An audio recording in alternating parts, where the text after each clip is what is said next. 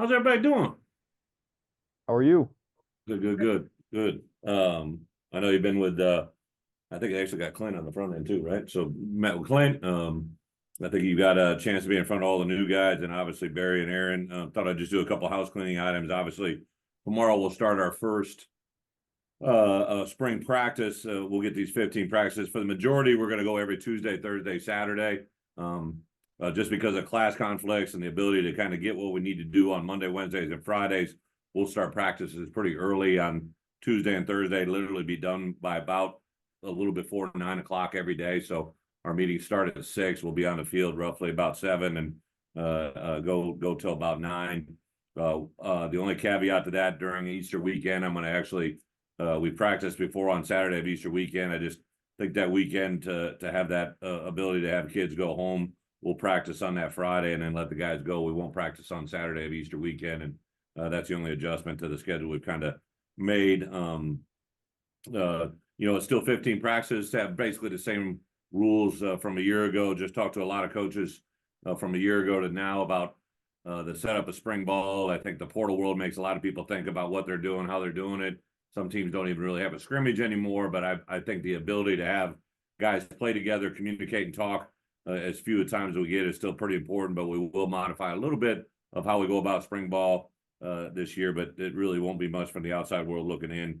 A couple of injury-wise, we do have some guys, not sure what Barry and Aaron covered, but on offense side, Caden Fagan is coming along great, doing an unbelievable job, looks good, has been more and more involved, but he will not be able to have contact and involved in spring ball. Jordan Anderson, same deal, recovering extremely well from his ACL, but he won't be cleared for spring ball. Henry Boyer looks great, incredibly excited about his bright future, but unfortunately, because of his injury rehab timetable, he will not be able to have a spring ball session as well.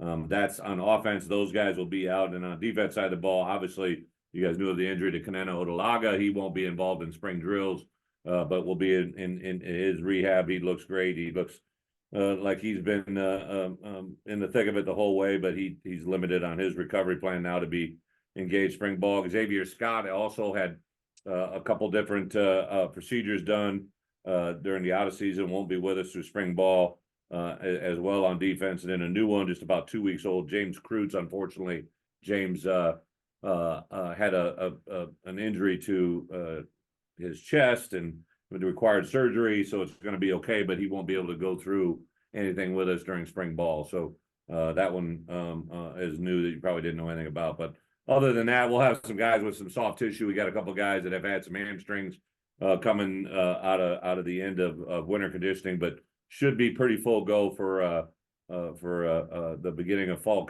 spring camp here, and then we'll adjust it as it is. The only other thing, with this time of year, we're going to kind of start in the red area here the first week here, Tuesday, Thursday, and Saturday.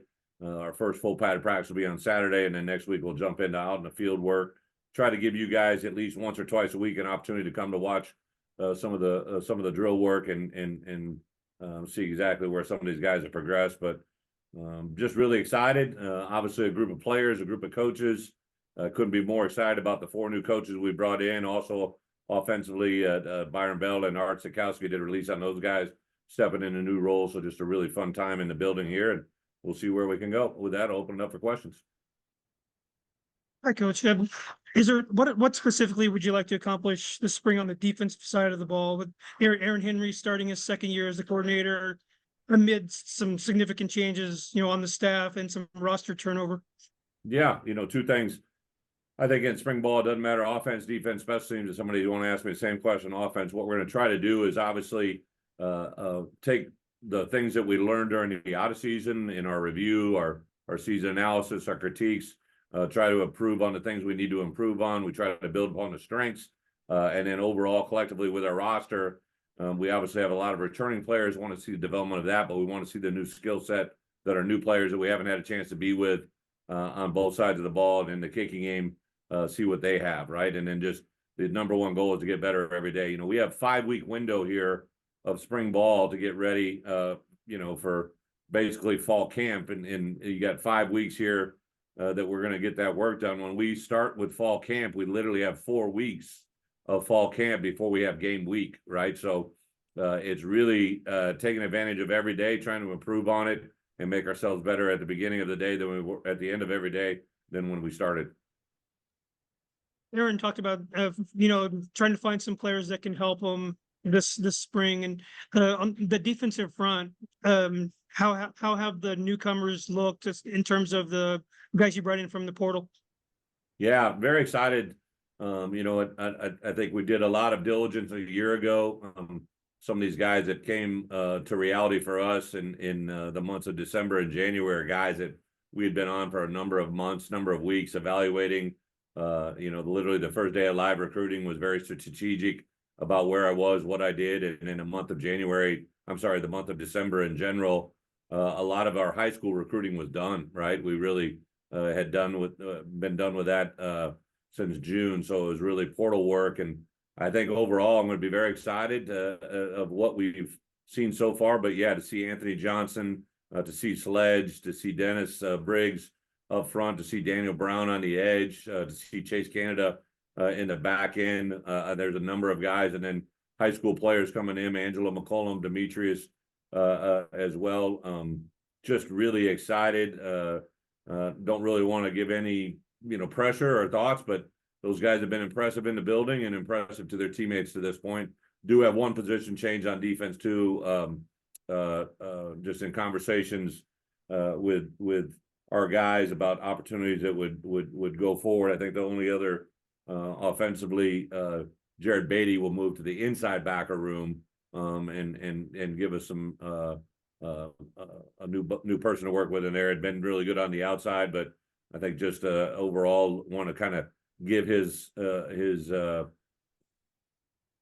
just kind of a refresher, right? He had been in the outside back room, had been banged up during fall and spring camp, and to get him in the inside back room, which he had played in high school, wanted to see what that looks like, and he's excited to be there. Thank you. Bret, I just want to follow up on something you tweeted I was going to ask you about. You had all these transfers to obviously help you right away, but the development of your returning guys, the first couple of recruiting classes you brought in, what do you want to see this spring, and what usually do you see to feel good about that going into the fall? It's just really growth, to be honest. I mean, it's seeing guys that, a year ago looked like this. I mean, some guys are going to jump on. Alex Bray looks like an incredibly different person on the defense side of the ball. Just movement-wise, skill set. Trey Smith, again, a guy that came in a year ago in January, to see where he is right now. On the perimeter, Zach Toby looks a lot different, got a lot more bumps in all the right places.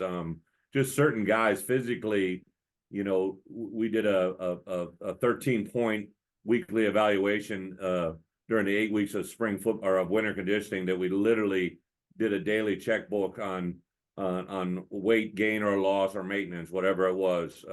Accountability to their teammates in several categories, and accountability to the locker room, accountability to the academic world, and really saw the emotional and the mental development of a lot of our players as well, which you really don't see until they get on the field. So it's been a fun time to watch, and I'm excited to see the results. Just a few years of building this roster, Bret, how do you feel about the development in the way it's going? Obviously, you developed a lot of NFL guys here recently, so how do you feel about those guys coming up behind them? Yeah, case in point, you take the outside backer room, and Seth Coleman, who, was a young player in our system when we first got here, to see the way he looks right now and know that he forgave a chance to go to the NFL. But some of the guys we've recruited since I've been here, Alec Bryant, I'm just so excited to see what he can do, where he's at. And just stay in that room. Trey Smith, like I said, Mason Moragan, these guys look totally different than they were in the fall, and let alone Gabe Ackus, who looks great falling off a truck, right? Like, I mean, he just naturally has that skill set. But inside, Dylan Rosiak is a guy that, when we got here, obviously signed on a Wednesday before I took the job, but just been impressed with his physical development and growth. And as our lead play caller now, especially with Kanena out, that kind of to see his emotional and physical growth take part. And then in the back end, to see Matt Bailey, he'd be the other guy. I'm sorry, Matt won't be able to do anything for us this spring, but he is right on the cusp of being ready. He's chomping at the bit, running full go now, and Unfortunately, it won't go through spring, but there's a guy, case in point, that he walks through the door. All these new coaches, when we hired him, they're like, where's he playing? Like, because he does have that look, he might be able to play a couple different spots, and you see our guys get excited about the way those guys look, appear, and walk. It's been pretty fun. Thanks, Brett.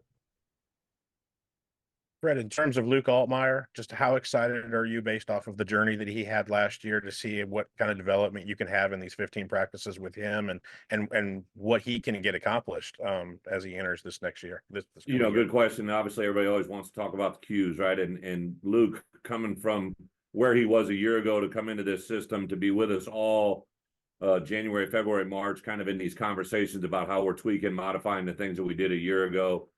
Maybe can actually do some things that build to his strengths rather than not knowing who he is or what he is.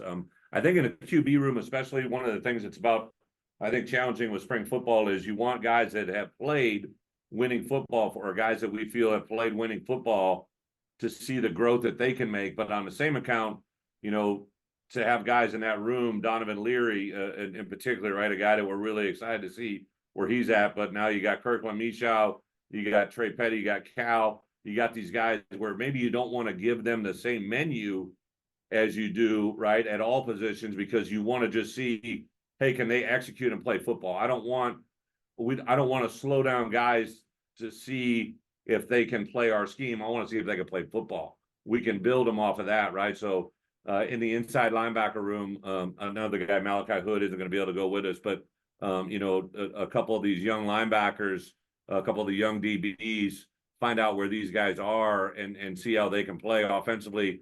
Ashton Hollins, Malik Elzy, Rio coming in from junior college world. Like, you got these guys who look good, run good, and you're excited to see them work, but you want to see how they play football, and that's a big deal. One of the things Barry talked to us about with Luke was he kept using the word urgency, Brett. I want to see an urgency out of him. Is that part of what you always talk about with taking somebody maybe out of their comfort zone and seeing how they can get better and take another step?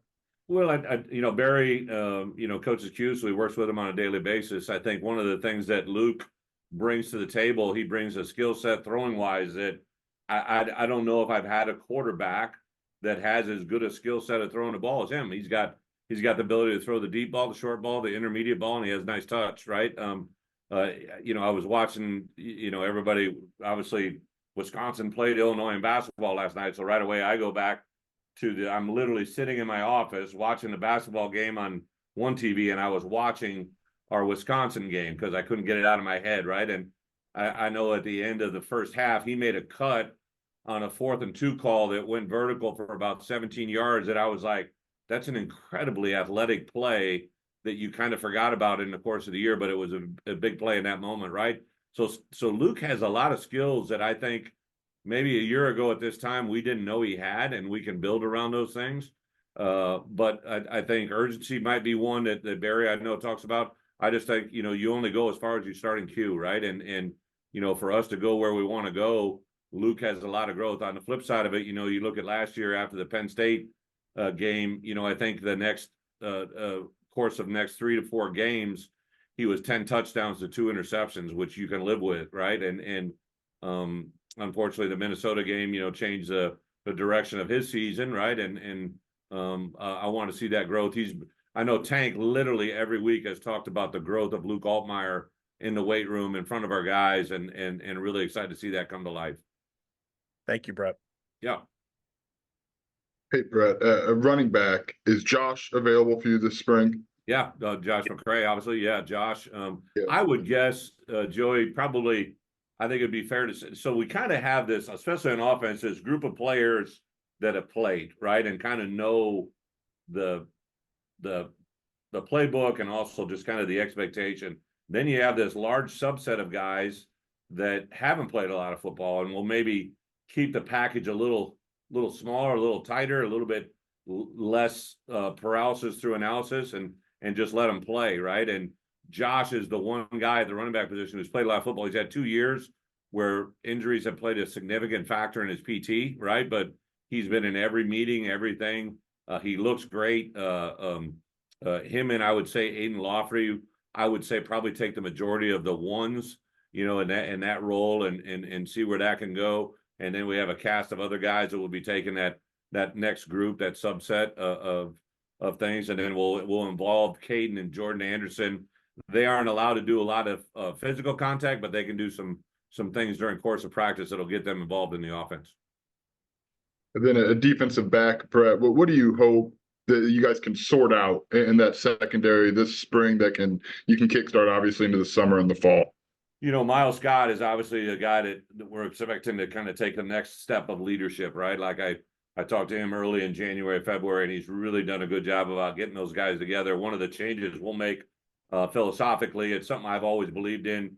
When I hired Ryan, he kind of wanted to go in a world where it was separated the DB world. I'd always had those guys my entire coaching career. One coach had coached all four of those guys. So when we made this change, I talked to Aaron in December when he decided to make a change, was to bring everybody under one roof, right? So David and him will coach the secondary together in one room, and then they'll break off and kind of work with each other. David's worked with corners and safeties much like Aaron has. So I like that growth and that room in particular. I want to see Mac Rossetich, what he can bring to the world. Demetrius Hill is another guy that unfortunately won't be able to do a lot in the spring, but he's a guy that I think Mac, TJ, we've got a couple of nice additions in the DB world. Chase Canada, I think, will play a little bit of that kind of Xavier Scott corner to nickel type world. And see, I'm really excited. Caleb Patterson, T Strain, Zach Toby, Jaheim Clark, at the safety position. Elijah McCantos is a guy that's been very impressive during the winter drills here, to see exactly where he's at and where he's gone, and just really find out who our top 4 to 5 safeties and top 4 to 5 corners are. Appreciate it, Brett. Thank you. Coach, I know this is an important time of year for your team, but will you have a chance on Thursday to watch basketball?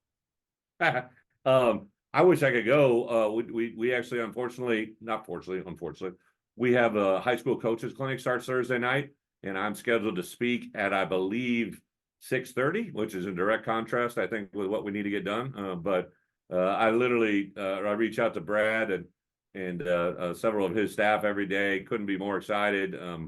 I think one of the things that really intrigued me when I came here, Brad, I think Josh called me on Monday. I think Brad called me on Tuesday during the recruiting process and just immediately identified he and I have a very good friend, Greg Lansing, used to be head coach in Indiana State. He introduced us, Brad and I, kind of for the first time in my career. I'm in the same age category and background and history as my head basketball coach, and really because of Josh's guidance, the basketball arena was set up with some recovery stuff that we didn't quite have here yet. So, his staff was awesome with us during the season, and letting some of our guys coming off soft tissue and, was unbelievable, letting us use his facility. A lot of our guys interact with them, and yeah, I will watch every chance I get. Love to go to the women's game Thursday night as well if I can get to,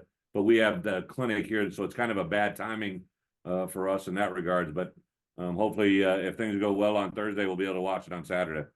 You've talked about this in the past. How important is their success to your success? I mean, the basketball team that you play off each other, correct? Yeah, I think there's a great parallel. When Josh and I had conversations about maintaining success, right? Like I began to think about my career, right? Early in my career at Iowa was Dr. Tom and Hayden, which I know a lot of Illinois fans don't want to hear that, right? But that's the world I grew up in, right? And then, I went to Kansas State, and there was a little bit of a combo platter there. But when I went to Wisconsin, especially with Bo and Barry, I saw that, and then I was able to be a part of that. And then Gardo and I were young assistants and got to know each other real well. I actually had watched that game Friday with him, shot Gardo a text, and lo and behold, we're playing against each other on Sunday. And then to come here to have Brad on the front end of it, and also, just in this world that we're in, I know, basketball does very well in the transfer world, right? Which I think then kind of gave us a blueprint of what we could do here, just budgeting wise, right? our basketball program is one of the best in the conference and in the country, and we can kind of jump into that category. You can see the benefits of what that brings, right? So a lot of positives and a lot of correlations. And I also think, you know, that some of those guys would probably, as good as they look in basketball uniforms, would look really good in football uniforms if they wanted to. I can just envision. I'm a big Danger fan. Like, it was ironic. I was talking to a recruit of ours that's in state here, a basketball player right down the road, and we were talking before the game, and he asked me who our favorite player was, and you know, there's a couple that you would gravitate to, but I mentioned Danger just because I love what he looks like and plays like, and kind of that attitude. The Moss, like I had a player that played from Waupun, Wisconsin, that I went to his high school or his home, and it was in Waupun, and it was a home on the outside, looked normal. When you went on the inside, it was actually a log cabin. It was one of the weirdest experiences I've ever had in my life. So that always jumps out to me. So to see him have his success and to see his family celebrate, it's just an awesome environment to watch. Thanks, Coach. Yep. Hey, Brett, a little specific here, but I see that in-helmet communications is up for approval next month. Is that something you're anticipating and going to be using this spring? And how do you see that transition happening if it does come to fruition? Yeah, great question, Scott. It's 100%. I don't think it's needing approval. It's going to happen. I think it's going to be the NFL model. There's been a lot of conversation.